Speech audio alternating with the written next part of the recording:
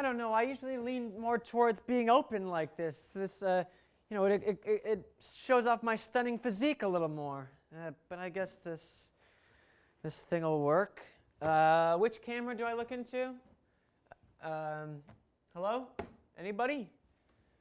Okay. I guess I'll just vamp for a bit while tech gets things rolling. Hi. Welcome to our very first episode of Common Agenda of the season. I'm your host, Noah Bender, but you can call me LL Cool Jew. A couple things about me. First off, I'm all about the clout, on and off the streets. Boom! But you can catch me at my SoundCloud at LL Cool Jew. New songs drop pretty much whenever I feel like it. And what's happening? Stop it. Thank you. Oh, no, please sit. Please, no, stop it. You guys spoil me. Thank you so much. Hello and welcome to the inaugural episode of Common Agenda. I'm your host, Matt Finkelstein. Stop. Host? Yeah, and this is my co-host. What's your name, good sir? LL Cool Jew. LL Cool Jew. Is that your birth name? It's just it's a lot. What I meant to say is my name is Noah Bender.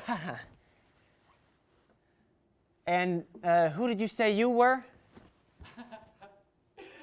I'm Matt Finkelstein, the host of Common Agenda. Where have you been? Are you in the right building? So, you're the host of Common Agenda. Yes, I'm the host of Common Agenda, yes. And we're co-hosts? Well, so actually, I'm the host. You're my co-host. You know? It's kind of cool like that. Well, I just thought I'd be... Oh, I see. I don't know if I like that. Will I still be able to plug? Noah, of course. You're going to be able to plug to your very heart's desire. Awesome. And with formalities out of the way, let's get into the jokes. Monologue jokes? Yes, Noah, monologue jokes. Will I be able to say something too? You know, since it's a monologue or something? Yes, absolutely. Noah, we are partners in crime. Popeye and that other person. I don't know if Popeye has a thing. But yes, you get to tell jokes too. Awesome. Yay. Well, the biggest news story for this week is actually surrounding this very show. Common Agenda's future is in question as rumors circle that Emerson Channel executives are in the talks of canceling Emerson's 25-year running satire show. Quote, Emerson jokes just aren't that funny anymore. To which we say, yeah. Lee Pelton is my father. That's the spirit. Next up, a statue of famous comic writer Norman Lear has arrived at Emerson and will soon be, is already put up for display.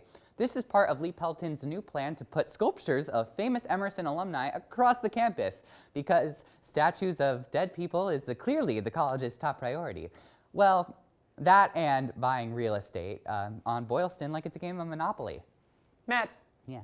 Norman Lear isn't dead. Oh, he's not. Oh, I'm so sorry. Then why are we building a statue of him? Because he's alive and not dead. Okay, but doesn't that seem like a reason enough? It's a sculpture. Statues are for dead guys, which Norman Lear is almost certainly not one. Oh, well, in that case, and with all due respect to Norman Lear, congratulations. In other news, the construction project surrounding Little Building has finally received its final beam needed. When asked for a comment on their progress, the foreman stated, "We predict that at this rate, construction will be completed within the following year." Or the year after that, or the year after that. But trust me, it will eventually get there.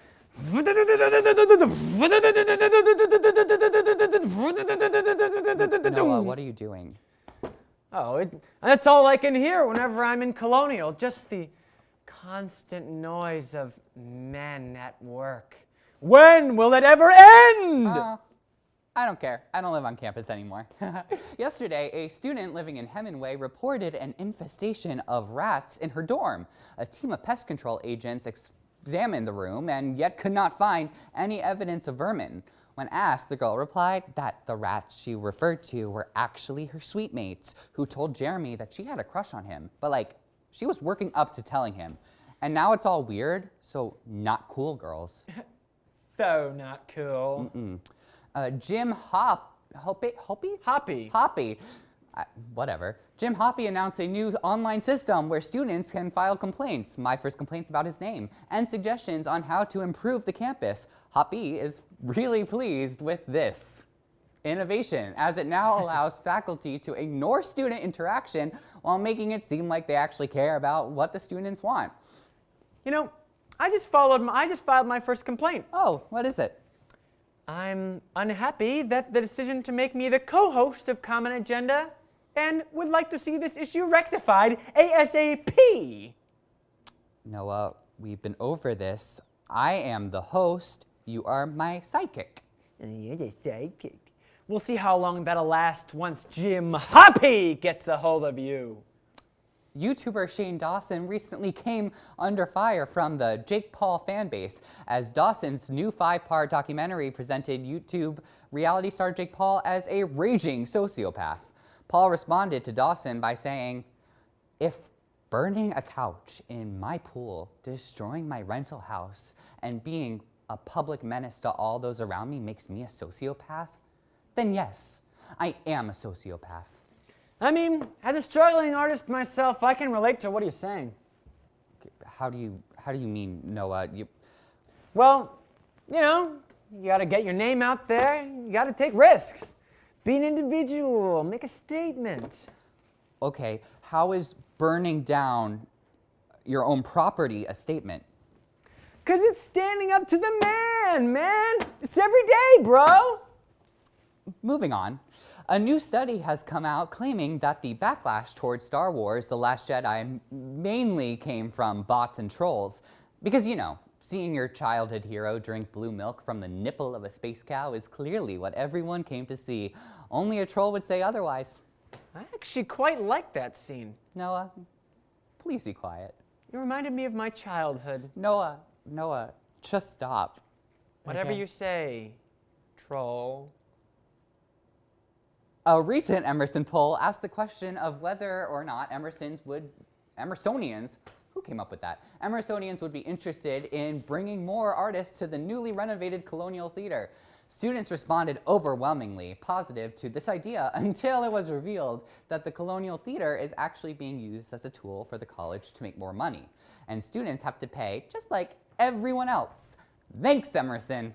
You know, I'm having a concert in the Colonial this December. Wow, really? That's actually pretty awesome.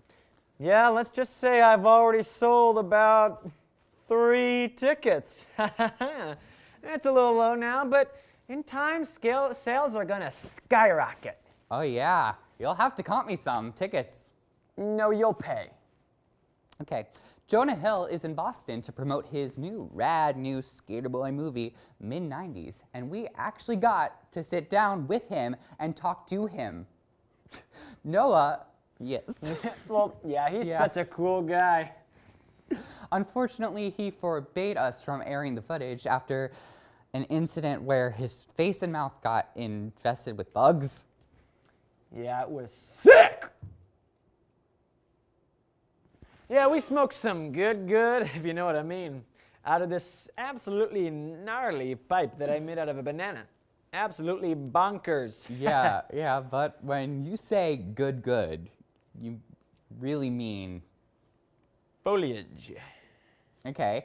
And when you say gnarly pipe, I assume you mean your 7-year-old banana that's infested with bugs, which eventually crawled into Jonah Hill's mouth.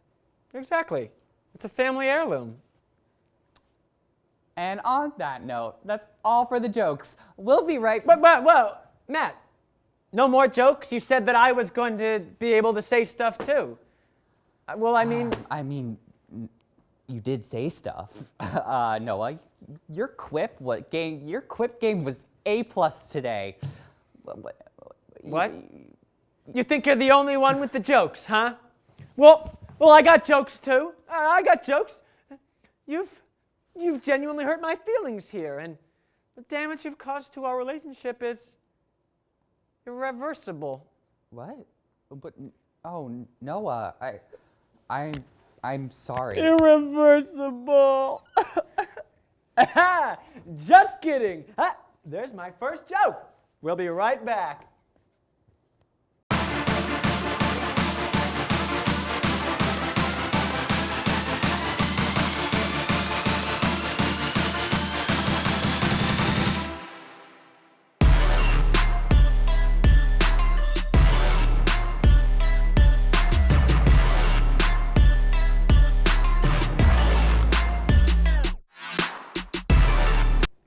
Hi.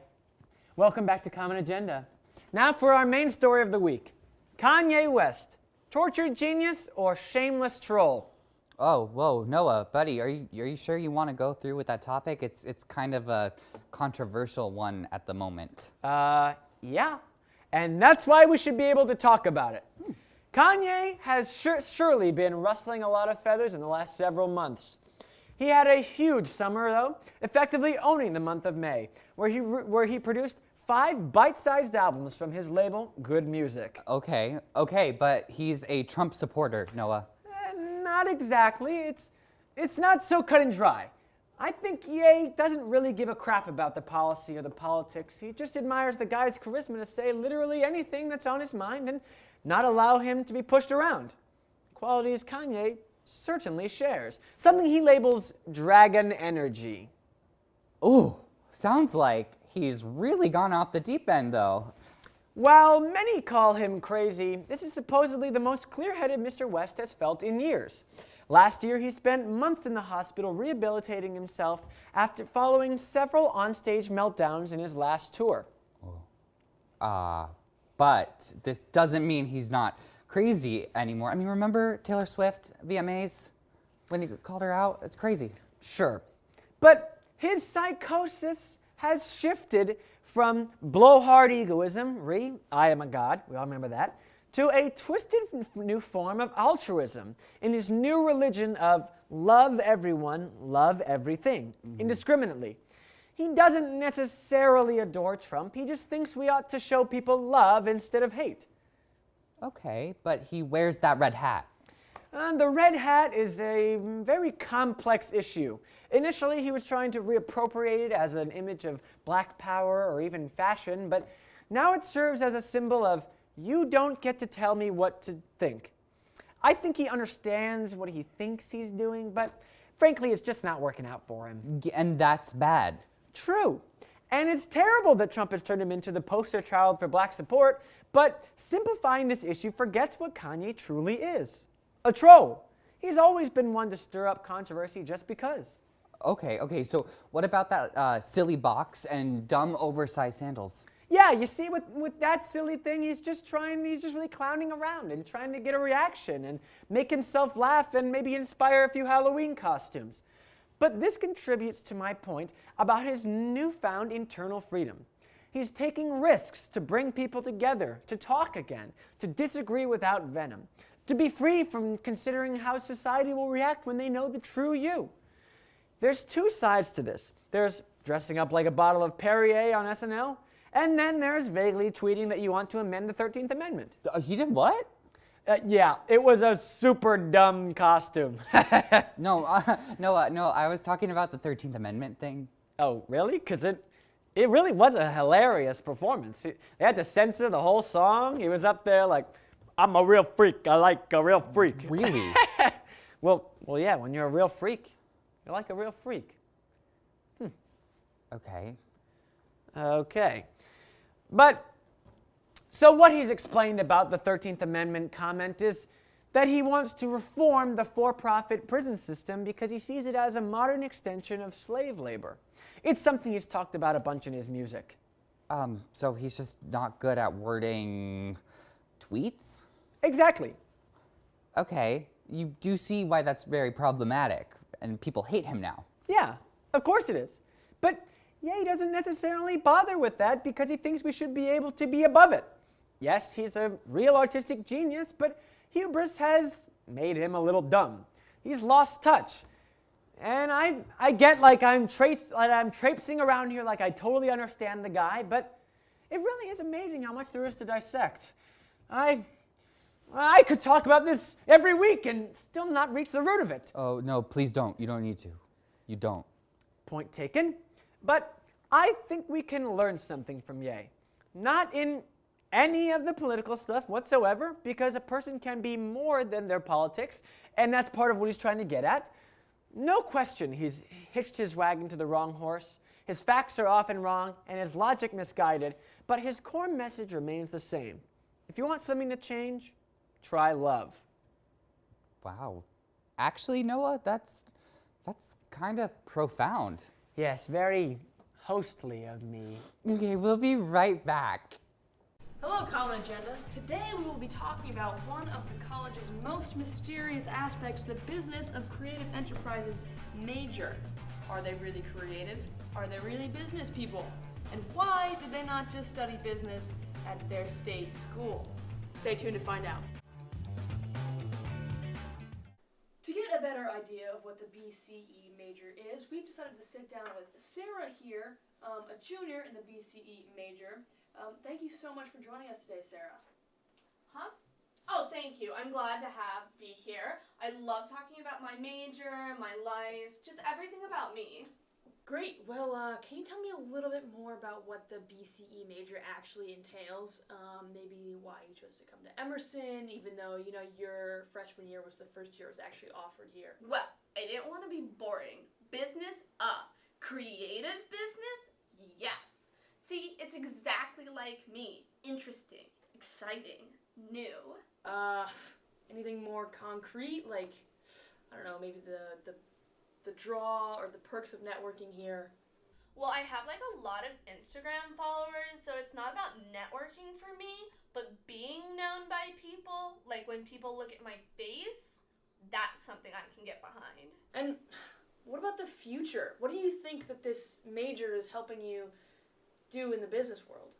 Well, my mom always said I could like sell ice to an ice person, like when you sell ice to ice people. And so I thought, I've already got the business part down. And well, I'm really creative too. So like Aristotle, the guy with the chicken. So I was pretty much like, this is a career for me. So what you're saying is you were basically born with the skills you're learning in the creative enterprises major? Isn't that a waste of your time? No. Well, what are you saying? Okay, yeah. I said it. I'm naturally gifted at this.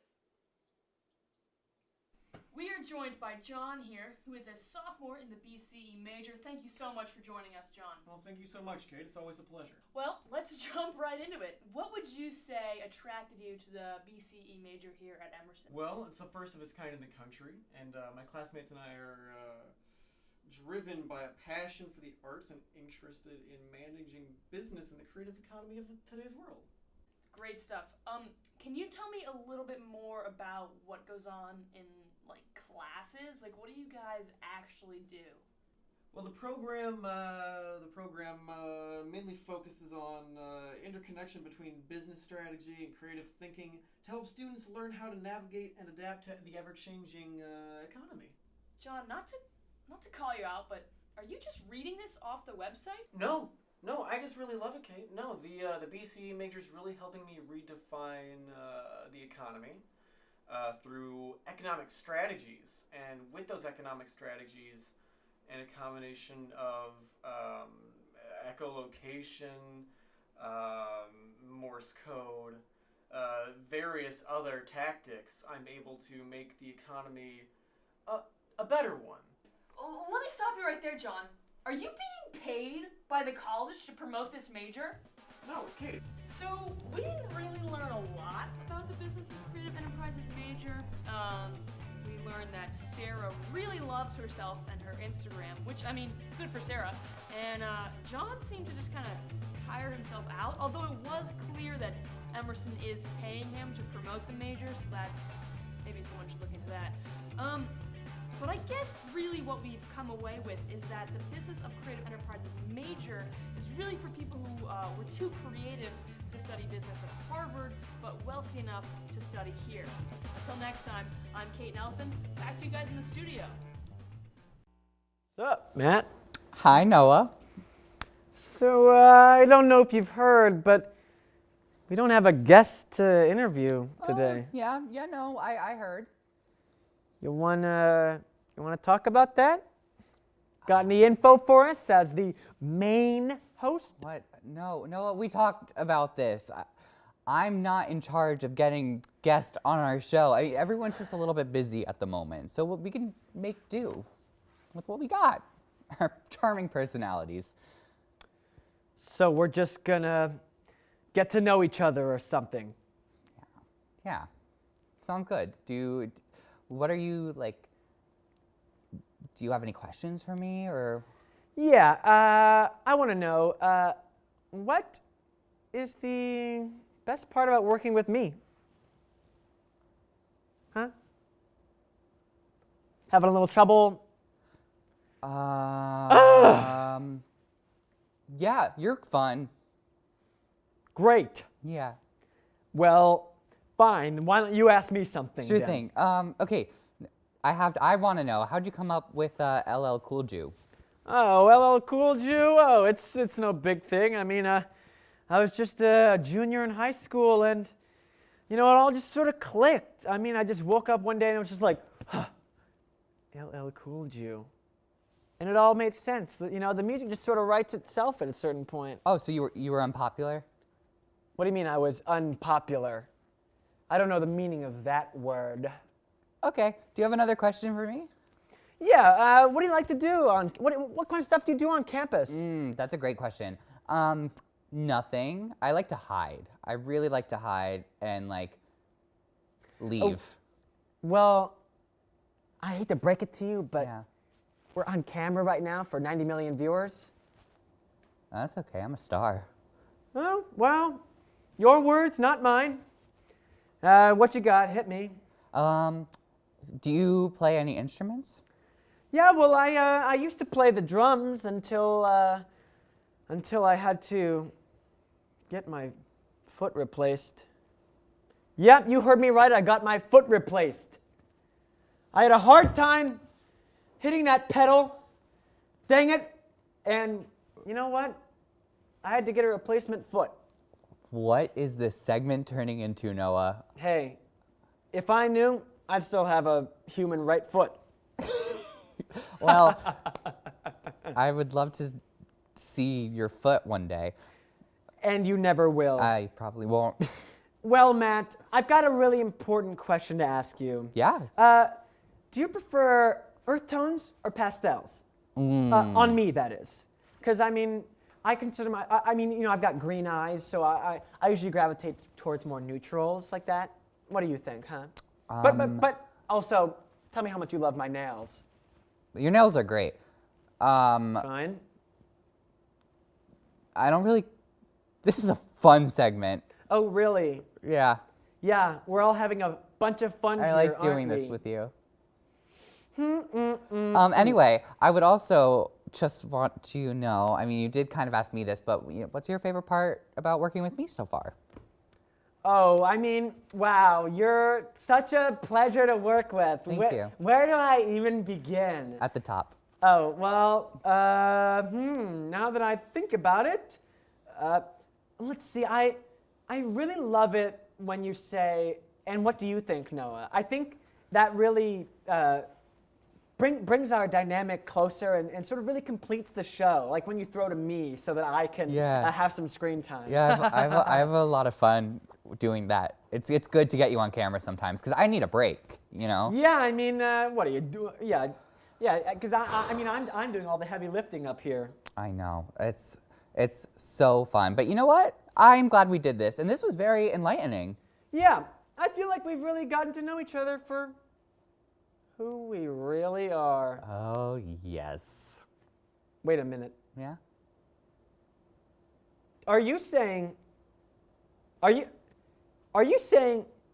just putting all this together, and are you implying that LL Cool J is actually an evil spirit that has inhabited the body of Noah Bender, rendering him a vehicle for sin?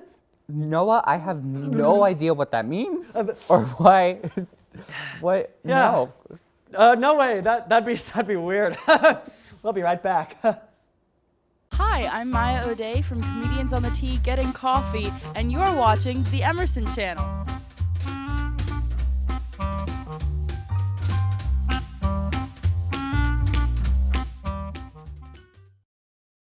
So yeah, it's like Emerson's very own late night talk show.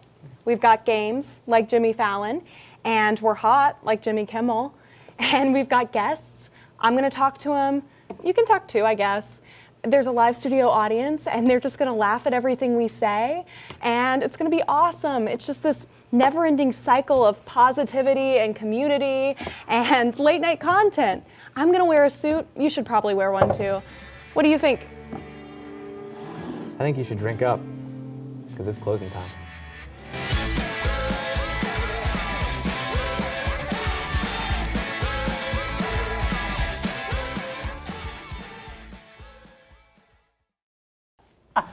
Oh, well, that is our show. Thank you, everybody, so much for tuning in. I had a really great time today, and I would like to thank our segment team and also our amazing, amazing crew. Thank you guys, seriously. Noah, what? You forgot to thank me. All right, well, thank you to my co-host, Noah. I had a great time interviewing you. You know what? You're being really rude right now. You know, I just can't get over the fact that you get to stand over there in front of that nice green screen and have pictures over your shoulder, and I just get to stand here on this stupid freaking stage, and they didn't even get me a nice podium. I got this crappy podium, you know? You actually have the bigger stage. Oh, well, I mean, that is deserved, obviously, but I want more. Okay, we'll talk to the writers. I don't know what to do with this. Anyway. You know what? This is beef. Beef? Yeah. Listen, Matt. I love you. I really respect the hustle. And you know what? I've come to enjoy this format, as well as our lighthearted and whimsical repartee. But this right here, this is beef. The space between us, beef. That green screen, beef. This podium that's not even there anymore, beef. Ugh. I don't know what that means, but I sure hope it's kosher, Mr. Cool Jew. Funny, Matt. Yeah. Real funny. Bet it won't be so funny when my shooters come after you. Bra-da-da-da! Booyah! Booyah! Booyah! Bra! Noah, is that a threat? Whoa. No. I just meant I'm gonna release a diss track exposing you as a fraud. I'm so sorry, Matt. Did I take this too far? No, Noah, it's fine. That's okay. That's okay. I can't wait to hear it. And that's all for our show. Thank you so much again for tuning in to our very first episode of Common Agenda And 25. Yes, thank you to our segment host, Kate, for giving us a glimpse into the lives of the always elusive BCE.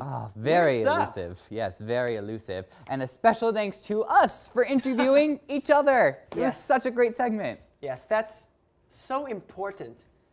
Big ups to us Yeah, big ups. for signing a hosting deal in Yeah. order to gain monetary value by Monetary. gaining exposure for our SoundCloud accounts. Yeah, exactly right, Noah. Well, tune in next week where I'll be interviewing Ralph Waldo Emerson's slightly more boring cousin, Charlie Emerson. Good night. Yo, LL Cool Jew on the mic. Here we go. Coasting, let's hit it. I'm coasting on my bar mitzvah.